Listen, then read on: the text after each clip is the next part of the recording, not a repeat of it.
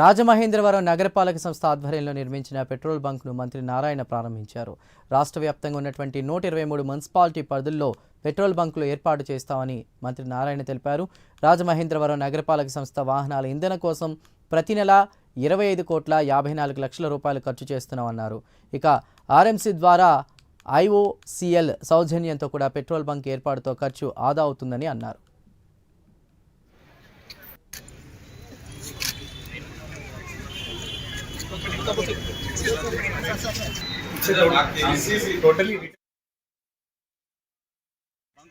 చేసే కార్యక్రమం తద్వారా కార్పొరేషన్కి సంపద సృష్టించి ఆ సంపద ద్వారా అది కొంతమందికి ఆదర్శంగా నిలబడాలని ఒక ఆలోచనతో మంచి కార్యక్రమం శ్రీకారం చుట్టడం జరిగింది.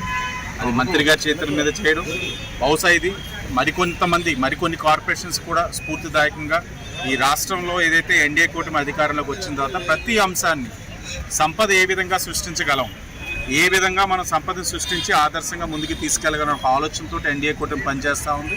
దానికి నిదర్శనం ఈరోజు రాజమహేంద్రవరంలోని మున్సిపల్ కార్పొరేషన్ వారు అండ్ ఇండియన్ ఆయిల్ ఏదైతే బంక్ ఏజెన్సీ వారితో టైఅప్ అయ్యి ఈ బంకును నడపడం.